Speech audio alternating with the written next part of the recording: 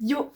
Si tu ne le sais pas encore, je suis illustratrice et je suis maintenant depuis 6 mois à un atelier boutique à Lyon, la Funky Fabrique. Tu peux aller voir ici même la vidéo où je parle de mon arrivée dans la boutique. Et je voulais faire un petit bilan, un petit... Ouais, un petit bilan, petite rétrospective, je ne sais pas comment on dit ça, de mes 6 premiers mois en boutique. J'avais jamais été dans ce genre d'endroit avant. Ça a quand même pas mal bouleversé mon quotidien et mon activité professionnelle. Et donc, je t'ai proposé de me poser des questions sur Instagram. Si tu ne me suis pas encore, qu'attends-tu pour aller voir, puisque tu pourras participer et ensuite, après, être dans mes vidéos. Et ça me nourrit. Grâce à toi, Enfin, cette vidéo peut exister aussi. Ben, entrons dans le vif du sujet sans plus attendre. Alors, la première question, je sais pas trop dans quel ordre faire, nanana, donc ce sera peut-être un peu fouillis, mais la première question c'était tu y passes combien de temps? Donc en fait, c'est ouvert du mardi au samedi, de 11h à 19h, et c'est découpé en permanence de boutique, on doit s'occuper de la boutique, de 11h à 15h, et ensuite de 15h à 19h. Donc il y a deux créneaux par journée où quelqu'un ou quelqu'une doit être en boutique pour s'occuper des clients potentiels qui viennent, quoi. Et donc ça fait que par semaine, lundi, mercredi et jeudi, vendredi, samedi, dimanche, pas dimanche, mercredi. Attends, mardi, mercredi, jeudi, vendredi, samedi. Ouais, c'est ça, 5 fois 2. Il y a 10 permanences par semaine, du coup, qu'on doit prendre. Et nous, on est 7.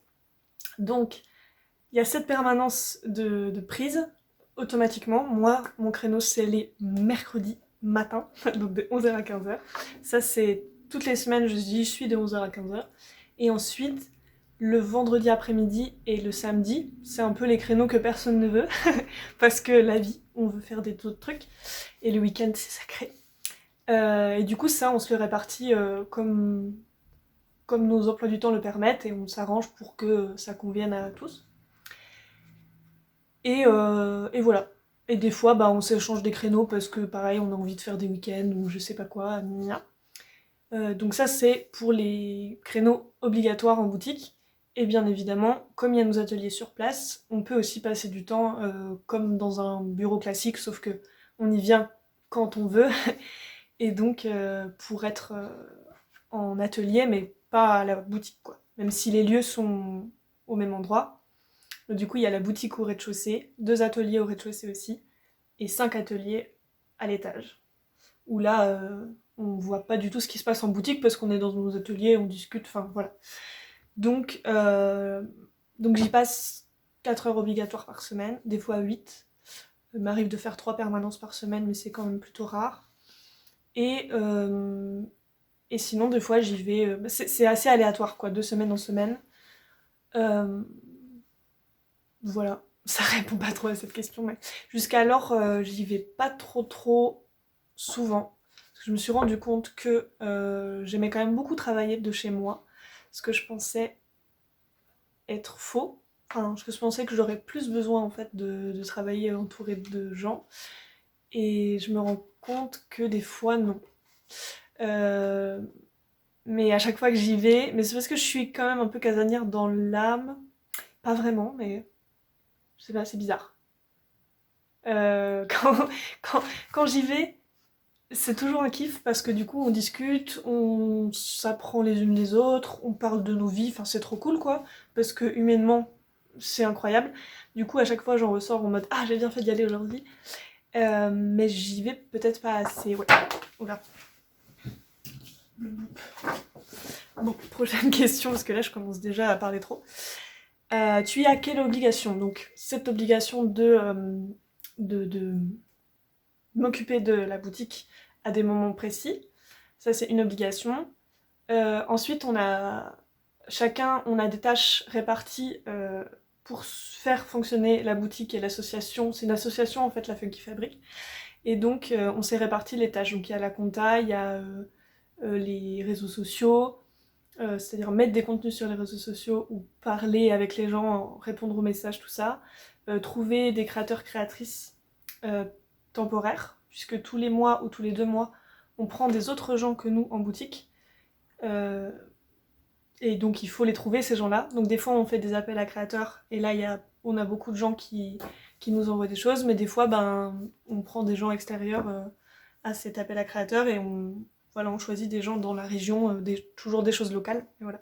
C'est pareil, c'est une tâche à faire, puisque il faut faire remplir des papiers, des trucs que les personnes veulent voir la boutique avant de déposer, au rendez-vous quand les gens apportent leurs affaires, enfin voilà, petite logistique de ça.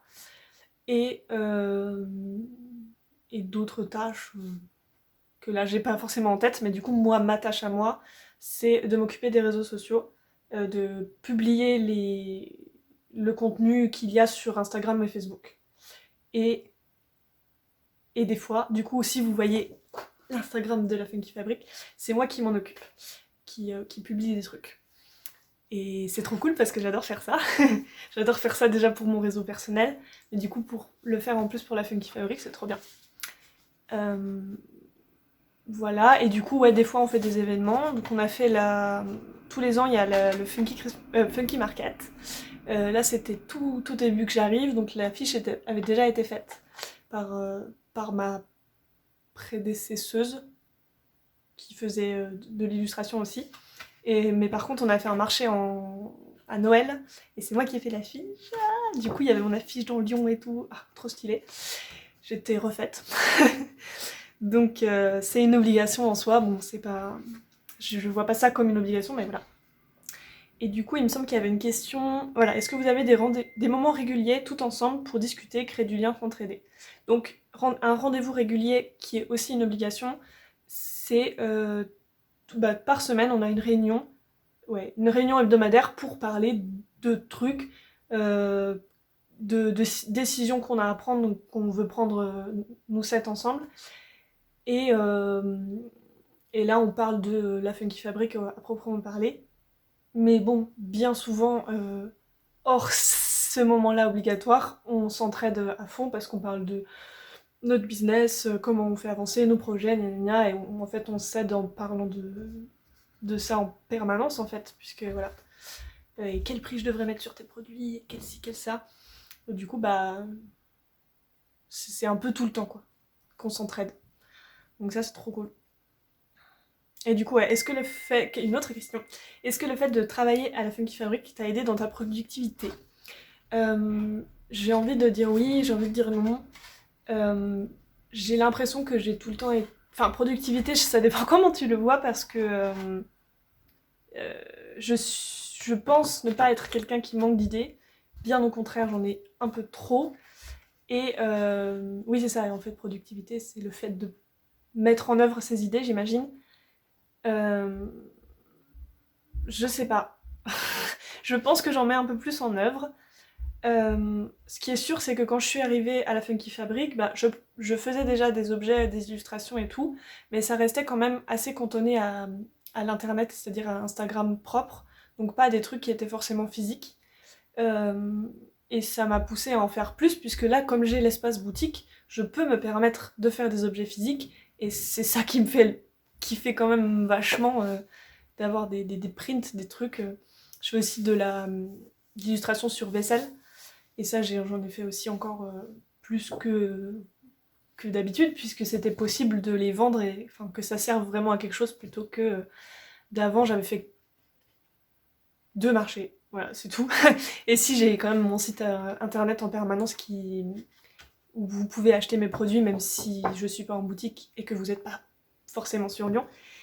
Mais c'est sûr que ça m'aide même psychologiquement à me dire là je peux faire ça parce que il pourra être en boutique et ça aura du sens, et je peux imprimer des choses, et elles vont être là, et elles vont potentiellement se vendre, quoi.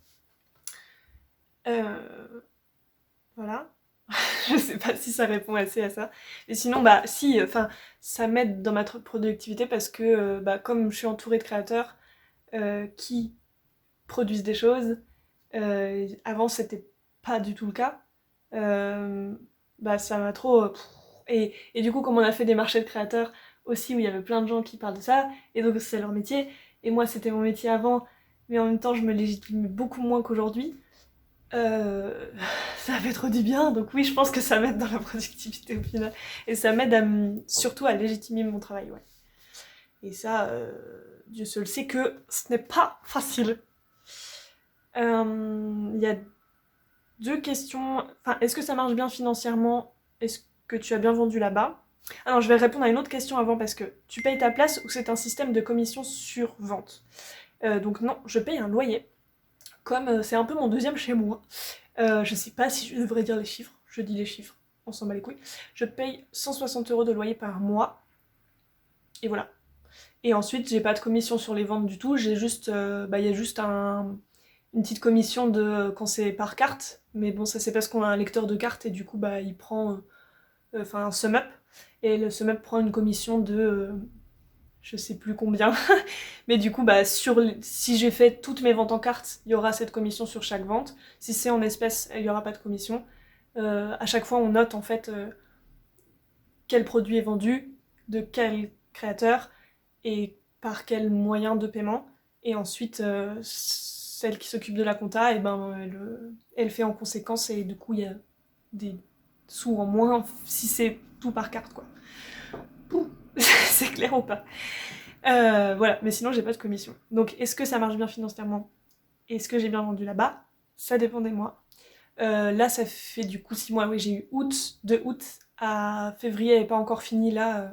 Ça se trouve vous verrez la vidéo ce sera mars, mais là on est le 20 février, donc le mois de février est pas fini. Mais je sais déjà que j'ai vendu plus que 160 €. Mais du coup ouais voilà, sur tous les mois j'ai vendu plus que mon loyer, donc j'étais pas en perte quoi.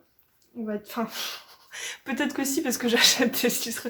En fait, je vous avoue que je ne calcule pas trop. euh, Parce que pour moi, tout roule. Je préfère ne pas trop calculer. Ça fait pas pro de dire ça, je pense. Ouais, je sais pas. Je préfère pas trop me stresser parce que je vois que je vends des choses. Il y a des mois où je vends plus que d'autres. Le mois de décembre, c'est toujours un mois dans tous les commerces où ça se passe pour le mieux. Il y a des mois qui sont un peu plus creux, comme le mois de février là actuellement. Et apparemment c'est une vérité depuis plusieurs années, c'est toujours un peu comme ça la tendance. Comme moi, c'est mes premiers 6 mois, j'ai même pas encore fait une année. Et donc je pourrais voir cette tendance que l'année prochaine. Euh, j'ai pas trop de repères par rapport à ça. Mais du coup, moi je trouve que ça marche bien financièrement. Ça m'apporte une belle fenêtre sur mon art. Et c'est trop cool. Il y a plein de gens qui me connaissaient pas, qui viennent, qui achètent mes élus et des fois qui m'envoient des messages sur Insta genre ah je t'ai vu à la Funky, c'était trop bien. Enfin voilà. Du coup financièrement ça m'apporte rien de mais socialement c'est ouf. Et financièrement c'est cool. C'est pas je peux pas me reposer que sur ça pour euh, pour gagner ma vie totalement, mais c'est déjà un bon apport que je n'avais pas avant et ça m'apporte beaucoup de choses autour qui sont pas financières mais qui sont vraiment cool. Ah oui, et en décembre, parce qu'en fait je me suis dit décembre j'ai gagné beaucoup plus que ce que je pensais, mais parce qu'en décembre j'ai aussi fait dans 3 marchés de créateurs, dont un que nous on organisait. Et donc en fait décembre, ouais, ça c'était vraiment un bon mois parce que je pouvais gagner 200-300 € dans un marché en une journée ou deux quoi. Donc ça c'était trop cool parce que pour le mois, c'était un gros apport quoi. Et ça j'avais pas accès autant aux infos des marchés de créateurs et tout parce que je sais pas, j'étais pas dans le réseau. Enfin, c'est comme si maintenant j'y suis et du coup j'ai accès aux infos même avant que la plupart des créateurs aient peut-être parce qu'en fait nous on nous contacte, on contacte la Funky Fabric euh, directement des fois, donc en fait on a des infos hyper vite. Et ça c'est trop cool. Et puis quand c'est nous qui organisons l'événement du marché, forcément on est dedans aussi quoi. Donc trop cool. Euh, donc financièrement décembre trop bien ouais. Et on va refaire des marchés là au courant de l'année de créateurs aussi. Donc je pense, je mise sur le fait que ça va bien se passer aussi. Et donc financièrement ce sera cool. Donc Donc c'est chouette, voilà. Et ensuite, il y a qui comme super agent? C'est vrai que j'ai pas dit encore ça. Je veux faire des vidéos, j'en ai parlé 10 fois je crois, je veux faire des vidéos pour vous présenter chacun des gens qui partagent l'espace avec moi à la Funky Fabric. Mais je peux vous faire un petit résumé de tous les gens qui constituent mon quotidien de là.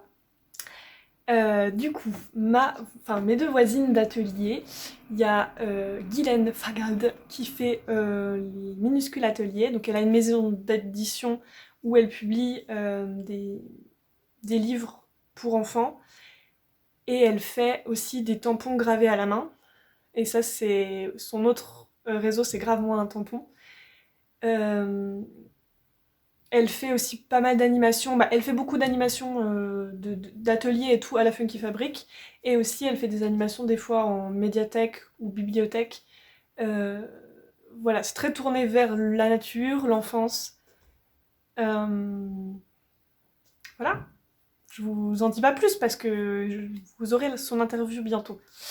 Et l'autre, c'est Amy Frutio qui est Baba Yaga Joaillerie. Elle travaille le bijou. C'est moins mon domaine donc, que l'édition, mais en plaqué or, en métaux précieux quoi, et aussi en pierres précieuses, univers assez nature aussi. Elle fait toute une gamme écailles ou scarabées, tout ça. Voilà, bijou. Ensuite, les deux duos aussi, il y a Lise qui fait Création sa valise. Elle fait des créations en tissu qui sont toutes destinées à des objets de voyage qui sont utiles pour voyager.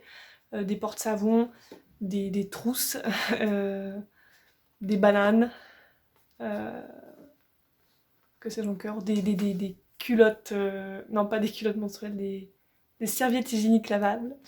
Voilà, tous des trucs qui sont vraiment super utiles. Voilà. Et ensuite, il y a Anaïs, qui est aussi bijoutier, et qui fait des bijoux très... du coup, j'ai envie de dire fantasy, mais bijoux fantasy, c'est autre chose que ça. Son thème, c'est la fantasy, c'est-à-dire... croque-mou, genre Seigneur des Anneaux, que sais-je, mais enfin des trucs de l'ordre de la fantasy dans les films ou la fiction, quoi, fiction fantasy. Je vends mal le travail des autres. Il fait des bijoux pareils en laiton, en or, en argent, et beaucoup de choses aussi liées à l'astrologie, l'astronomie. Donc il fait tous des bijoux en... comment le zodiaque et tout ça. Ces thèmes sont trop cool à chaque fois. Je trouve que c'est toujours des idées de fou. Voilà. Et les deux autres, il y a Didi qui fait aussi de la... Didi Mouche qui fait des créations en tissu aussi. Toujours avec du tissu wax. Plutôt de l'ordre du vêtement pour le coup. Vêtements adultes ou enfants. Elle fait aussi des pluches, elle fait des petits chaussons pour enfants trop mignons.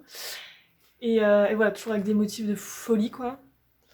Et Chloé, de Les Mondes de Chloé, elle fait des terrariums, notamment. Après, elle fait beaucoup de choses aussi dans l'univers des plantes, donc elle fait aussi des fleurs séchées, des porte-boutures. Mais son gros secteur, c'est les terrariums. Ouais. Voilà. Et voilà, j'ai fait le tour. Et ensuite, du coup, il y a les super gens qui sont temporaires dans la boutique, mais qu'on rencontre petit à petit. Donc, je pourrais pas tous les citer, puisque ça fait beaucoup de gens. Mais voilà. J'espère avoir bien répondu aux questions. N'hésite pas si tu as d'autres choses que j'ai pas dites et que j'ai oubliées qui te questionnent, à les mettre en commentaire, j'y répondrai avec plaisir. Et n'hésite pas à passer à la Funky Fabric, 114 rue Montesquieu à Lyon 7. Ce serait trop cool que tu fasses passer, faire un coucou, parce que c'est trop bien. Parce que vous êtes gentils et que la vie c'est cool. Voilà. Des bisous et à très vite pour une prochaine vidéo. Dans tous les cas, tu me reverras ici même.